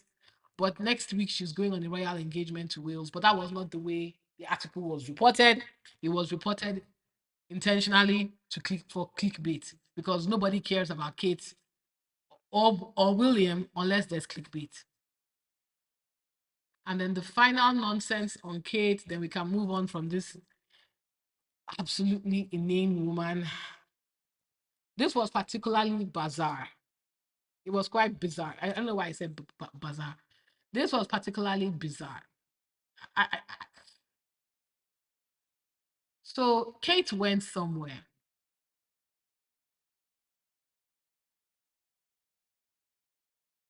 and I guess the biggest takeaway was that Kate's fashion is grandpa core. This is what I call copium. They are trying to cope with the fact that whenever Kate does something, or whether she does fashion wear, nobody wants to buy her clothes because Kate doesn't dress in a way that anybody above the age of, sorry, under the age of 40, what am I going to say 40, 60 will want to wear, you know? Let me see, they call it grandpa core. Let me see if I'll find it here. No, I can't be asked. I'm just looking for the grandpa core. Yeah. I think even they took that article down because I was like, what? Anyway, I'm not going to waste my time with this. She's too boring for that. So basically, she went somewhere dressed like somebody's grandfather, and because the Rangers are trying the British media is trying so hard to market this blank piece of paper, they are making her absolutely boring and uninspiring fashion. They are trying to make her absolutely boring and uninspiring fashion a thing now. Apparently, I don't know who they are lying to because nobody's going to spend money dressing like Kate Middleton. What? Not with her emaciated looking ass. Now, Megan's coat,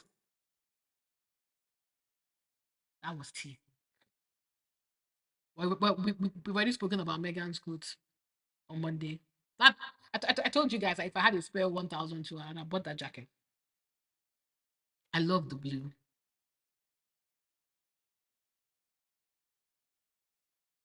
This heated rival thing is making me laugh. Yeah. So that's Kate. Woo! What is this breaking tea that has come out? Guys, guys, what's happening? What's happening? Guys, this is a breaking tea moment. Breaking tea, breaking tea. Oh my God. Now you see why I'm always on Twitter. What is happening? So, guys, in case you missed it, and thank you, Twitter, for reminding me. Oh, this is good. The DOJ released 3 million more documents on the Epstein files.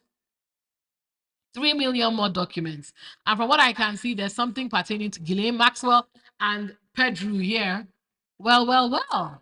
And internal emails among US government personnel documents, the receipt of a report alleging that Ghislaine Maxwell sold a girl into sexual slavery and torture in the 90s, resulting in her death, with Prince Andrew named as the accessory.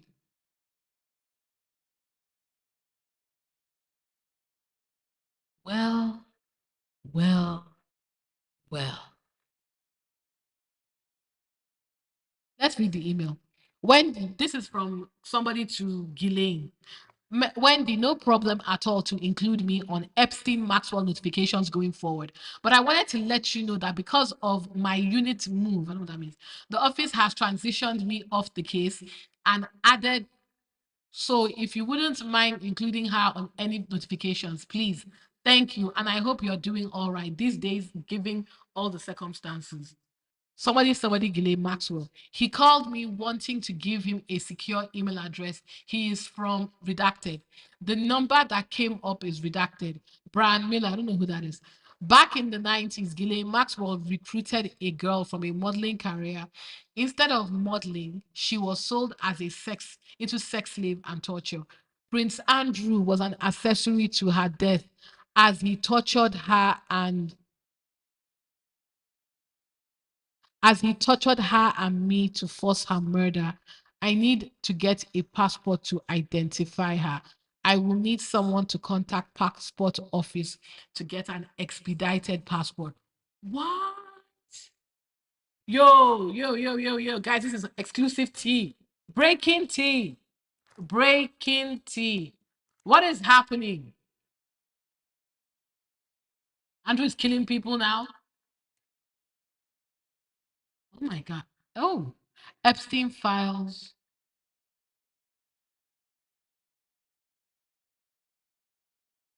I need to get more of this. I need to get more of this tea.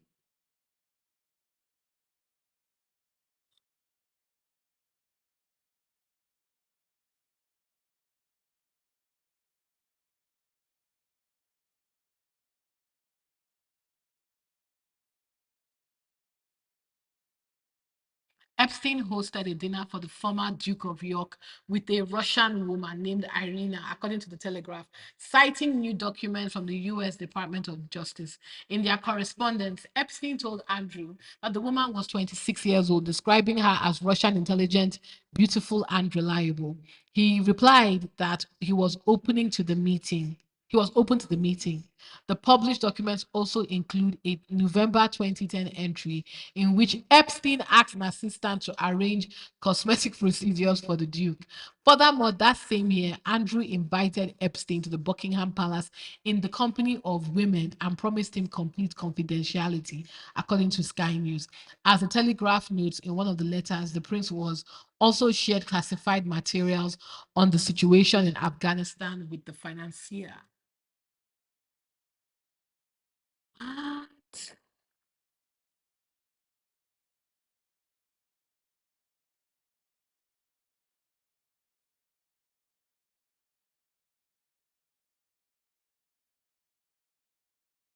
So basically, like I said, they released more documents, but mainly, but I think they've decided that their scapegoats are going to be Bill Clinton and Andrew and Bill Gates. So here's another cool tea. In April 2020, and this is useful, guys. Don't forget, do you guys remember when the FBI said they wanted to question Andrew and he declined? So they've released the questions they wanted him to answer. Wow, this is horrible. I'm going to skip to the questions. With regard to the interview, US authorities request to conduct a voluntary interview of Prince Andrew and request the assistance of UK authorities in arranging for such an interview in the event that the witness declines to participate in a voluntary interview. US authorities request that the UK authorities conduct a compelled interview of the witness under oath. Ooh, this is tea.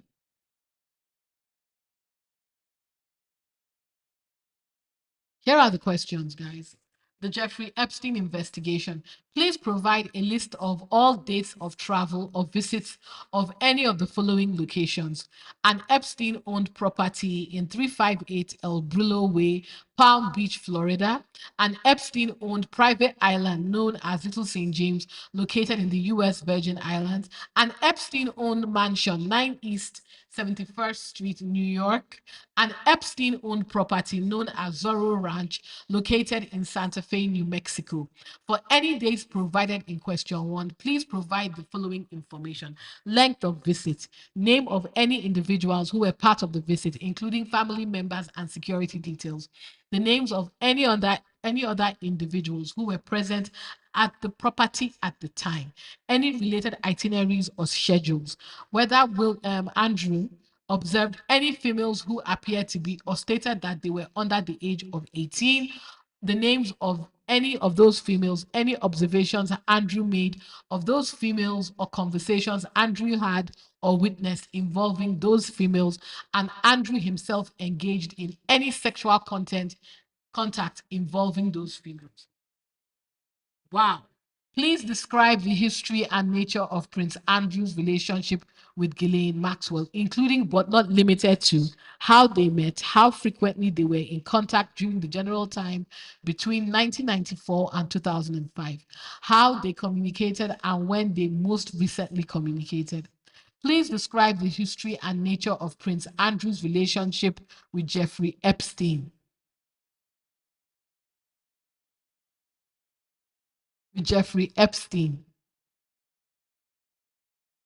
including but not limited to how they met, how frequently they were in contact, how they communicated, and when they most recently were in contact. Wow. Please describe the history and nature of Prince Andrew's relationship with Redacted, including, wow, but not limited to any sexual interactions between Andrew and Redacted, as well as the history and nature of any relationship between Redacted and Maxwell or Redacted and Epstein. I wonder who that is.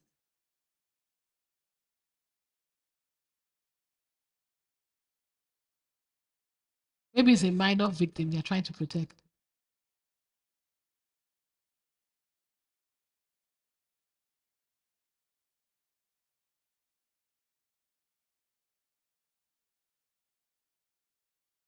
Oh, this is interesting. Please identify any sexual encounters or romantic relationships involving Andrew and any female he met through Maxwell or Epstein.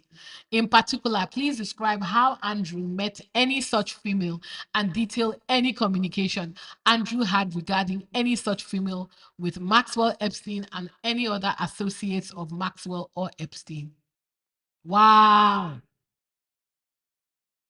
And not just for Epstein, the Peter Nygard investigation. They're asking about the same questions. In this case, they're asking questions about any cash or kind that Andrew may, any cash or kind relationship Andrew had with Peter Nygard or anybody acting as an agent.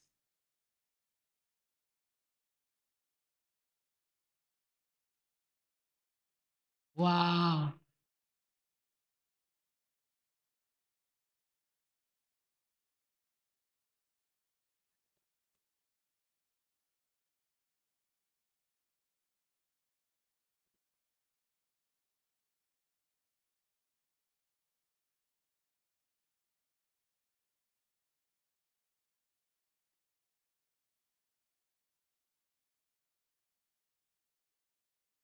Wow.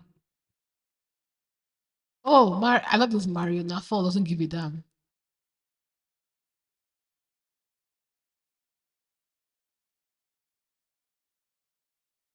What torture video is this?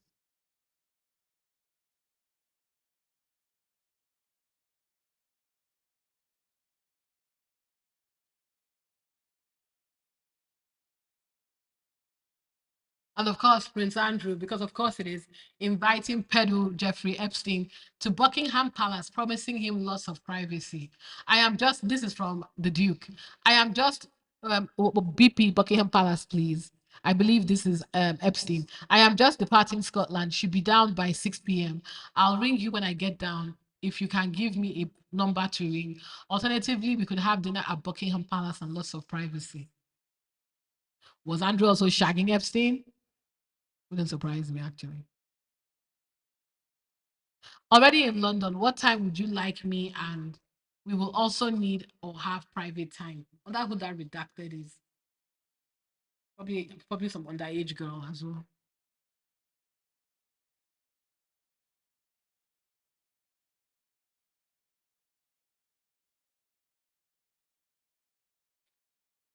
Hmm.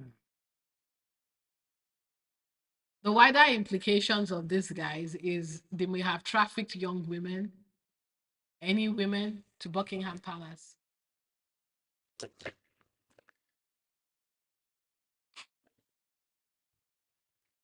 That's the wider implication, ladies and gentlemen.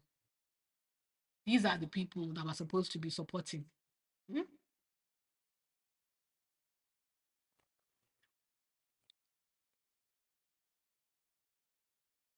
These are the people who are supposed to be supporting, ladies and gentlemen. Supposed to be respecting.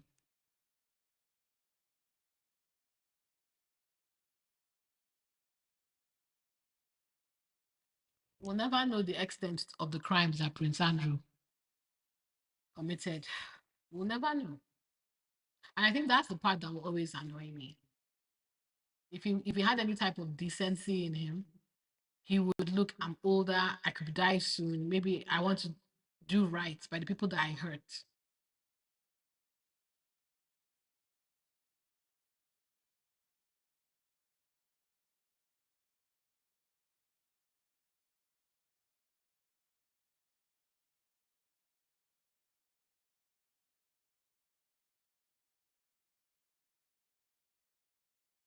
I know Sky News messy asses would love things like let's see what they've read if it's different from what I read.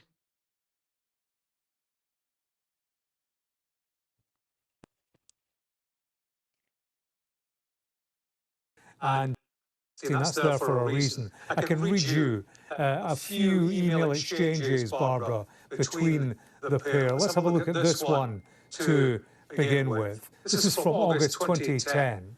And Jeffrey Epstein wrote in this email, I have a friend who I think you might enjoy having dinner with. Her name is, and he names a Russian woman, she will be in London 2024. Andrew replies, of course, I am in Geneva until the morning of 22nd, but would be delighted to see her. Will she be bringing a message from you? Please give her my contact details to be in touch. Epstein writes, she, 26, Russian, clever, beautiful, trustworthy, and yes, she has your email. Andrew replies, that was quick. How are you? Good to be free. Epstein responds, great to be free of many things. Andrew then writes, great. Any other information you might know about her that might be useful to know? Like, what have you told her about me? And have you given her my email as well? So that's one email, Barbara. That same month, Epstein emailed to the Duke at the time, already in London, he said. What time would you like me? And a redacted name. We will also need, stroke, have private time. Andrew replies, I'm just departing Scotland, should be down by 1800. I'll ring you when I get down if you can give me a number to ring. Alternatively, we could have dinner at Buckingham Palace and lots of privacy, he says. Epstein replies, BP, please. What time and how many, writes Andrew.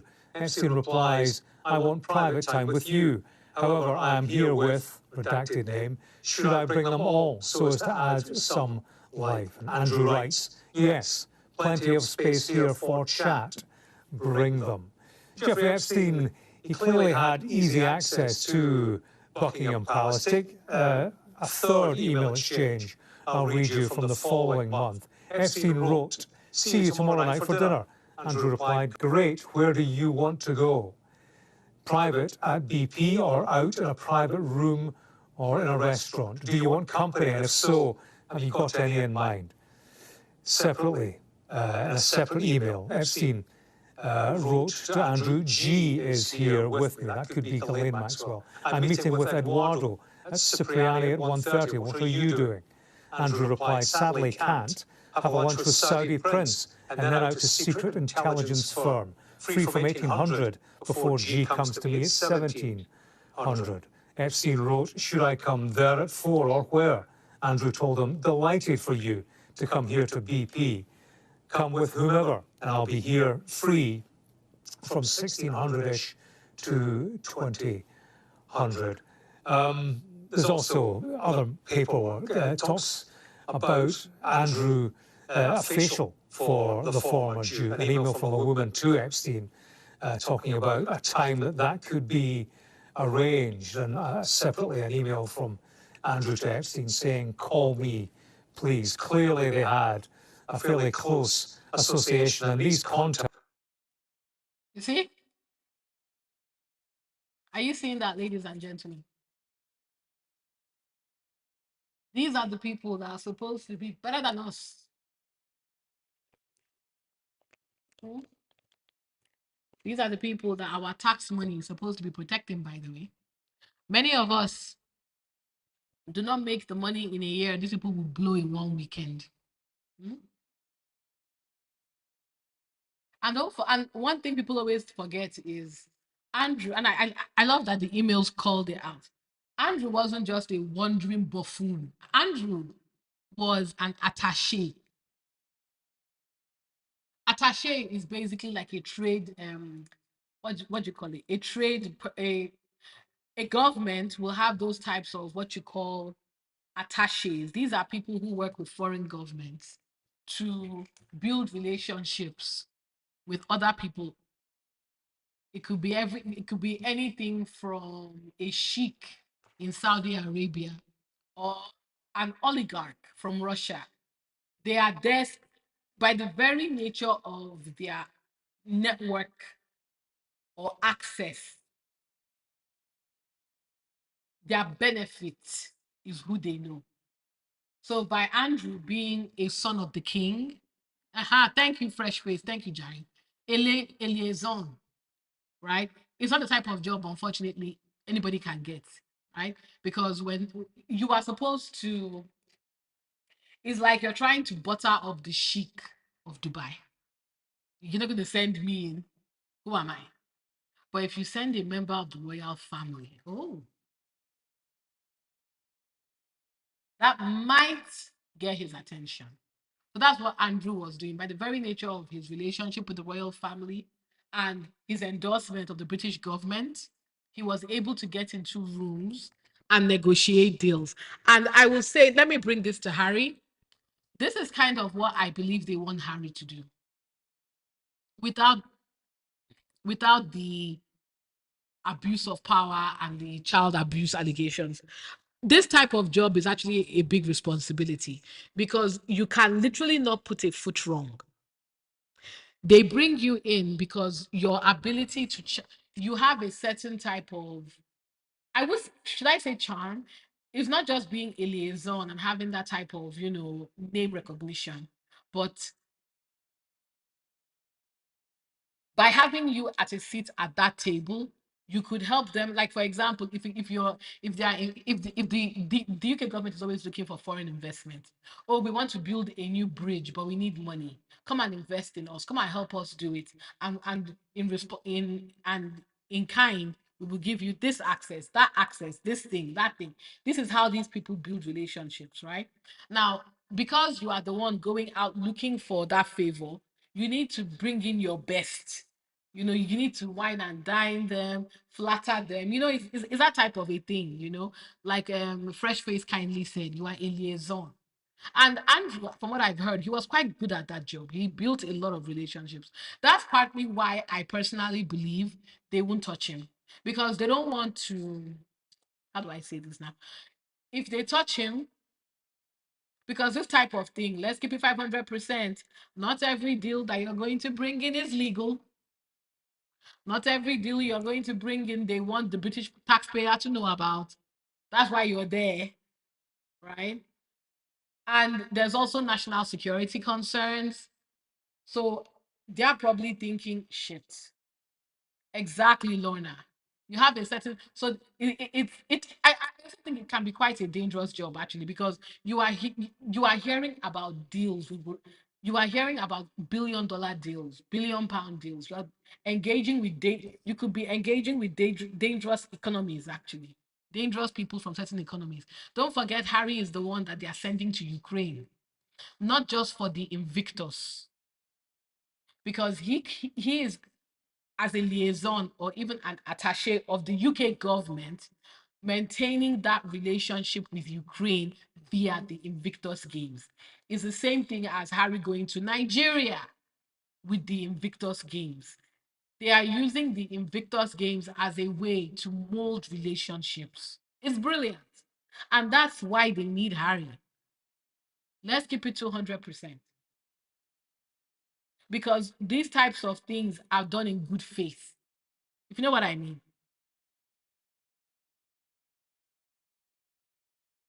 That's why they need Harry. That's why this continued exile of Harry needs to stop. Because they're like, look, there are things we need to get done.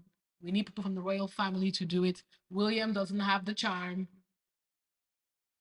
or at least the name recognition. Don't forget that William is going to Saudi Arabia in February. This is part of the reason too, to build that relationship. And I know we mock William as he should be mocked, but William is still going to be the king of the UK.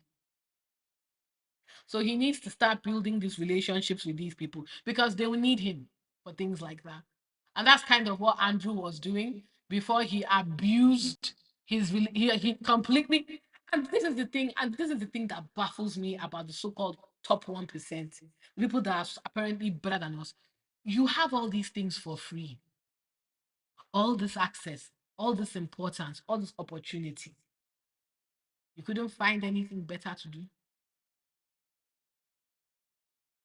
Also, get it twisted. Andrew made relationships with people. Do you honestly think he wasn't also making money? When they caught him and his idiot wife, Fergie, I think it was News of the World that did that sting operation. Fergie was moving money to get access to Andrew. You think that's their first time doing their rodeo? What do you think the king collecting bags of cash for his prince's trust was about? They've been doing this thing for years. All of them are guilty of it. All of them. All of them. I don't know to what. I'm not sure if Harry has ever been involved to that extent. Probably not. I think they're probably trying to just use the Invictus Games as a way to build relationships with these countries. But William, I'm sure I have no doubt in my mind. William, Charles, they're all involved, which is probably why they've done everything in their power to ensure Andrew doesn't get into trouble. Not necessarily because they care, but because of what he knows. Because I'm sure if Andrew's like, if you give me to these people, I am going to sing like a canary. I will tell your business, I will give them the tea. I will open your nyash. So how do you want to do it? And that's why they will always protect Andrew, including the UK government. They have more to lose than to gain. Because trust. Yeah, Lorna, you're right. Harry is not stupid. He has to. Look at what happened to Andrew. Andrew's a liability now. Look at I'm very sure William is compromised. I'm sure Harry's father is compromised. And this is how, to me, they make them fall in line as well. Because they'll be like, if you don't do what we asked you to do, we will just yank your chain and tell somebody in the press that William was caught doing this criminality or Charles was caught doing this criminality. And it's public perception. You think the government won't do it? They will. What's their own? If they get rid of William, they can just butter up. They can just start prepping George. The government uses them for these deals, but they can also turn it around and use it to hurt them. Because do you think the average British citizen or even people all over the world want to hear that this privileged bunch are going around the world making business deals, making financial deals that may be underhanded, that might even be compromising the British people or other countries' governments? Do you think they want that? No. So they'll fall in line and they'll stay in line. And that's why when I was telling you guys that William does not have the authority to take away anybody's power. Neither, and honestly, Charles doesn't either.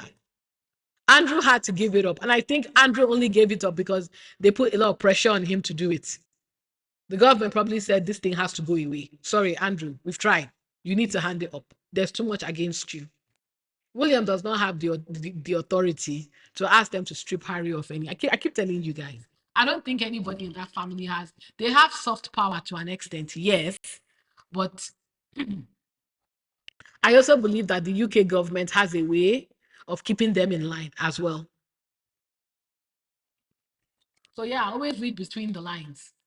That's why Harry is lucky. He left because now he can literally do what he wants. Literally, literally. I don't report to you anymore. But even him has to be careful because in as much as he may not be part of the working royal family, he is still the king's son. It doesn't give him the right to be reckless either because he could not only compromise himself, but his country's national security. That's why he needs security. And that's what they were banking on when he left. How is he going to be able to afford the protection that we can give him? But I guess that was their mistake. They underestimated how badly he wanted to go. When somebody wants to leave, there's nothing you can do that will stop them. Literally. Literally. Nothing. Nothing on this earth will make somebody stay when they don't want to be in a situation anymore. So yeah, like I said, this was breaking tea. I didn't even know this was coming. It kind of took me by surprise, actually. Wow. I don't know if this torture thing is true. I'm only reading what I read here. They are saying that it's speculation. Is that Elozakar Perez? Ooh. Sorry, guys. This man is gorgeous. Just unfortunately, he's a terrible actor. But he's gorgeous.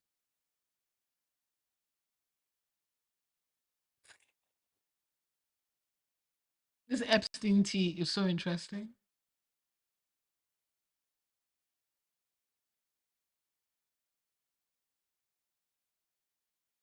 It's not Megan related, but apparently, according to Epstein files, Bill Gates was begging Jeffrey Epstein for antibiotics to discreetly slip to his then wife Melinda after Bill contracted STDs. Oh my God!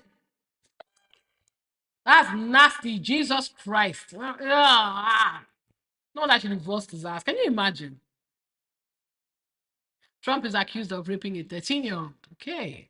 Wow.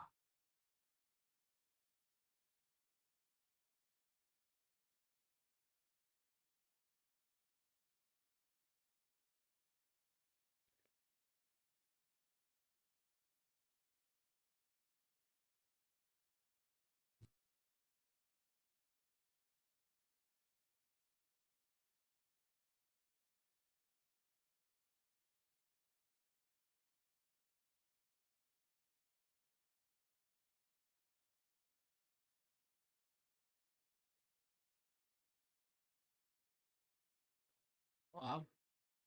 The thing is, even if the funny thing is, I think we all know deep down inside, by Electra, I think we all know deep down inside, these people are guilty one way or another.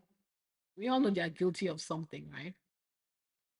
But the question is, it's not so much finding them guilty. What are they going to do about it? Are they going to persecute them? Are they going to take any type of stand? No, they won't.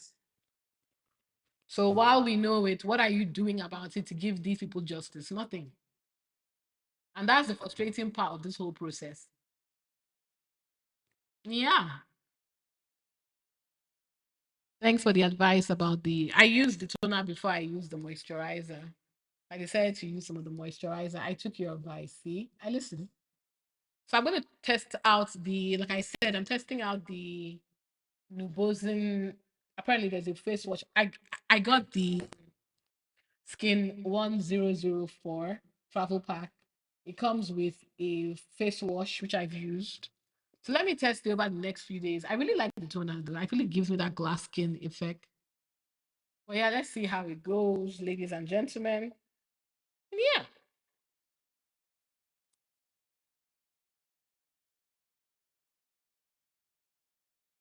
I mean, we all know that. Look, Charles is thirsty. We all know Charles is thirsty for that US visit, despite the fact that Trump more or less told his soldiers, he is the head of, that they didn't do anything during the Afghanistan war. His son had to step up, and Charles privately called him. Sure, I know. I know Charles is thirsty as will go to the US, and I'm sure William will be there with him as well. I don't know if Kate will go though. I was saying she wouldn't go, but look, at this point, I'm not particularly sure. What I want is, I really want to know why they hired that crisis lady, but I have a feeling that we will get the tea very soon. So yeah, this was quite fun, ladies and gentlemen. This is wow. It's almost 10 p.m. I've been here for a while. I didn't even realize. This has been a very interesting life. A lot has happened. So I know we got a bit carried away with the Epstein thing. It's because it came out. Let me quickly report Prince Harry. Prince Harry's good news. Because there's something for Prince Harry. Oh,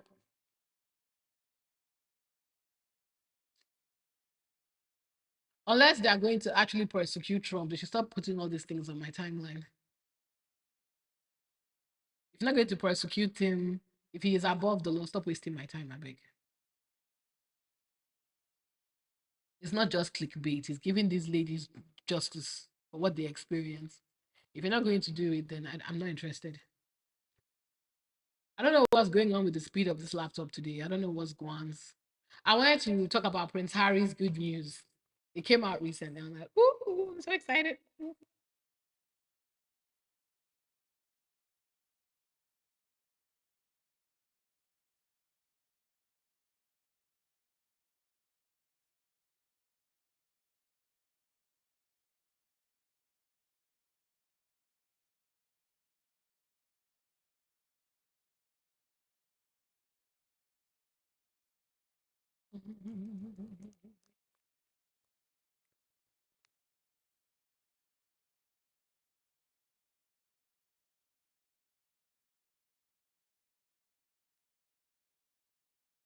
Oh yeah, sorry guys, I forgot to talk about Prince Harry. The Kardashian thing. Sorry, I almost forgot. Let me do that because I think I have to. Sorry. Let me quickly talk about it. This is important. Shit. I thought I was going to bring it up during the live, but I don't know how I put it on my list. So, do you guys remember when Harry and Meghan had their Hollywood, I would call it their Hollywood debut? I think it was in November. It was in November because that was around the veterans' time. And the British media, because they have been spending years lying to themselves that Hollywood hates Harry and Meghan. So they were pressed and upset to see Harry and Meghan attending Kris Jenner's birthday party, as well as other A-listers in Hollywood. Bezos was there. You know, you could tell that was a massive gala event for her, I think, 70th birthday. So anyway, Kim addresses why they took down the photos. I know there were so many narratives which I didn't want to entertain. So I'm going to, let me, of course, the Rangers are talking nonsense. So let me just play the video of Kim explaining why that photo had to be taken down.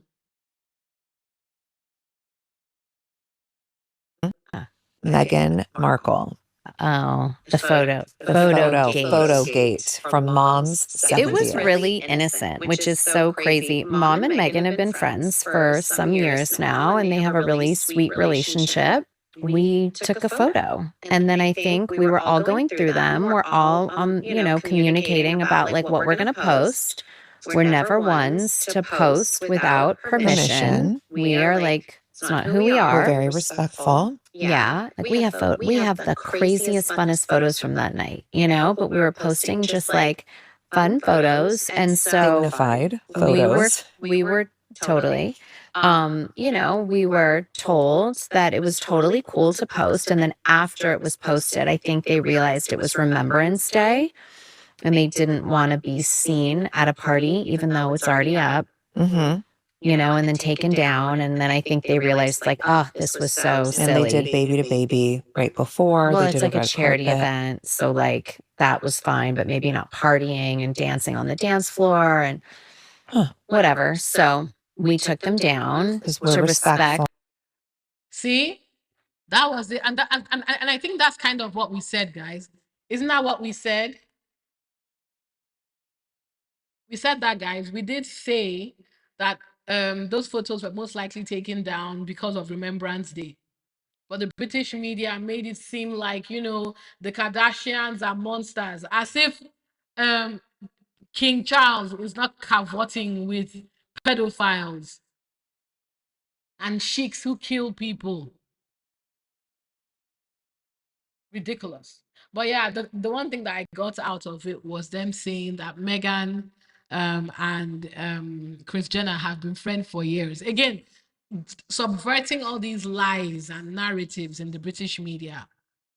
It was an innocent thing, and I love how they said they got permission. So yeah, it just goes to show, and again, and it goes to show that Harry and Meghan are very focused on their image as well, right? They have to be. They're hyper visible. Whether or not they want it, they are hyper visible. And people, we saw all the narratives that came from an innocent party. So yeah, I'm glad that she clarified that point for us. But knowing the British media, they won't talk about it because the lie is so much better. Anyway, so yeah, I've been here for over 2 hours now, which is crazy. Thank you all for staying with me. I am going to go chill for a bit. It's almost 10 p.m. in the UK. I want to chill for a bit. And yeah, please continue to like, subscribe, and share. Thank you for joining me. And I will see you next week when we round up. And guys, don't forget, as ever, chocolate drops tomorrow. So I think it's 7 a.m. Pacific time, 10 a.m. East time, 4 p.m. UK time. I'll post the shorts to let you guys know what I got, if I got anything.